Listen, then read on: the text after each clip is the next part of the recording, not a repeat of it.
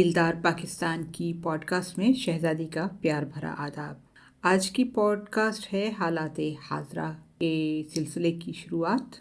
दुनिया की सबसे बड़ी खबर जो अब तक तारीख की सबसे बड़ी इंकशाफी रिपोर्ट कहा गया है उसको, वो है पेंडोरा लीक्स। आपको पता चल गया होगा, और अगर आप अपनी रोज़मर्रा ज़िंदगी में कुछ खबरों से ताल्लुक़ रखते हैं तो आपको बिल्कुल अंदाज़ा हो गया होगा कि बीमारी को कैसे पहचाना जाता है, क्योंकि करप्शन एक बीमारी ही तो है और इसकी जड़ें दिन ब दिन कितनी मजबूत होती जा रही हैं, बिल्कुल मोहलिक बीमारी की तरह बढ़ती चली जा रही हैं। बात यह है कि मोहलिक बीमारी जो है वो तो सिर्फ एक शख्स की जान लेती है, लेकिन जब एक मुल्क के बड़े बड़े लीडर, क्योंकि ये रिपोर्ट जो है इसमें ज़्यादातर जो नाम आए हैं वो हैं, समझ लीजिए कि मुल्क के सरबराह, प्रेसिडेंट या प्राइम मिनिस्टर या सियासतदान, बड़े बड़े अमीर आदमी या क्रिमिनल्स।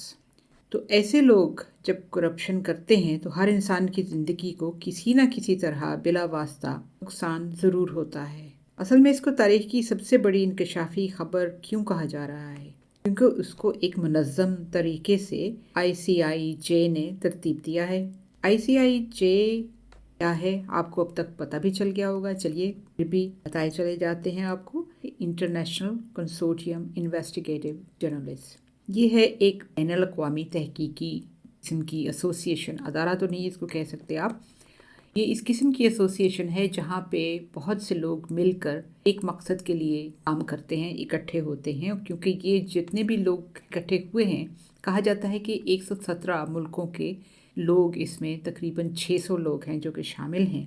वो क्या करते हैं कि आपस में अपनी जो है इंफॉर्मेशन शेयर करते हैं और एक मकसद के लिए मिलकर काम करते हैं, जब ही इस किस्म की रिपोर्ट जो है वो रिलीज़ कर सकते हैं। क्योंकि बहुत तहकीक करनी पड़ती है, बहुत रिसर्च करनी पड़ती है, और जब इतने लोग इकट्ठे होंगे तो इस किस्म की रिसर्च हो सकेगी। वरना ये जो लोग जो हैं ये बाकायदा इंडिपेंडेंट हैं अपने हिसाब से और अपने अपने अदारों से मुंसलक हैं। ये सिर्फ एक मकसद के लिए इकट्ठे होते हैं। और अब देखा जाए तो अगर सारी तहकीक को इकट्ठा किया करें तो करप्शन के नाम को उन्होंने एक नई पहचान दे दी है। उस करप्शन के साथ कुछ चेहरे भी सामने आ गए हैं, उनको पहचान मिल गई है। ये तो आप सबको पता है कि टैक्स हेवन्स के बारे में बात की जाती है, ऑफशोर कंपनीज़ के बारे में बात की जाती है, लेकिन बात तो यही है ना कि आम आदमी जो है बेचारा, उसको तो उन चीज़ों का ज़्यादा पता नहीं है या कंसर्न कोई नहीं है, क्योंकि ना उसने सारी ज़िंदगी में कभी इतना पैसा देखना है, ना कहीं ऐसी जगहों पे जाना है। और वैसे भी ये इस किस्म की जो जगह हैं ये कोई ख़ास टूरिस्ट अट्रैक्शन भी नहीं रखती हैं आम आदमी के लिए। तो ये जो है एक किस्म से ऑफशोर जो कंपनीज़ हैं वो क्या हैं, ये ऐसी जगह जो हैं जहाँ के ये लोग टैक्स का पैसा या चाहते हैं और छुपाते हैं।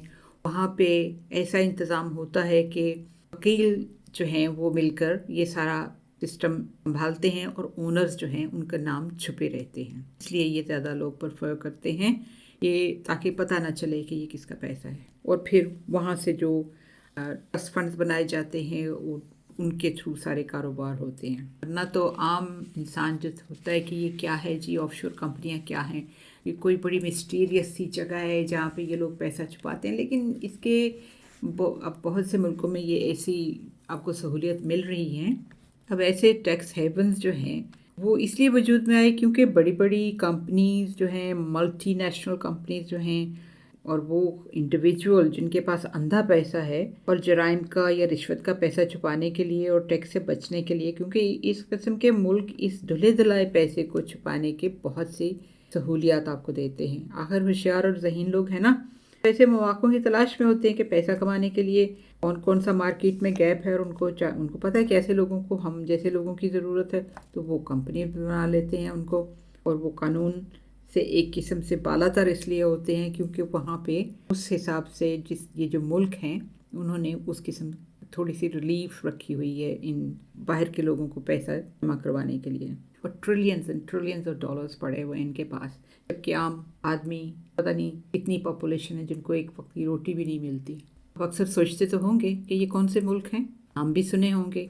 तो स्विट्ज़रलैंड का नाम तो काफ़ी दफ़ा आपने सुना होगा, क्योंकि स्विट्ज़रलैंड का चक्कर ये है कि वो बहुत ज़्यादा सहूलतें देते हैं ऐसे लोगों को, کیونکہ اس سے ان کی اکانومی چلتی ہے، بہت زیادہ فائدہ ہوتا ہے ان کی اکانومی کو، تو اس لیے وہ ایسے لوگوں کا پیسہ چھپاتے ہیں، ان کو کافی سہولیات دیتے ہیں، ان کو پورا تحفظ دیتے ہیں۔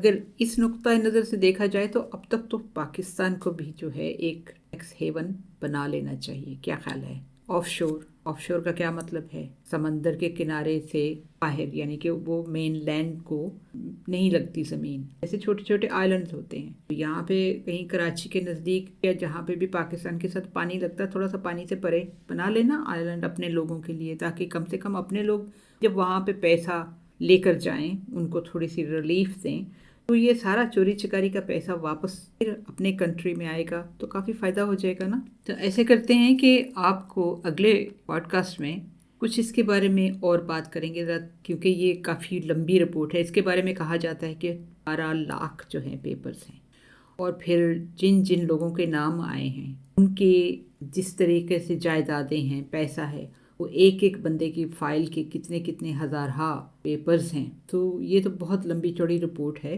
پیناما لیکس جب آئی تھیں تو اس میں تو ماشاءاللہ شریف فیملی کو ایوارڈ ملا تھا نا۔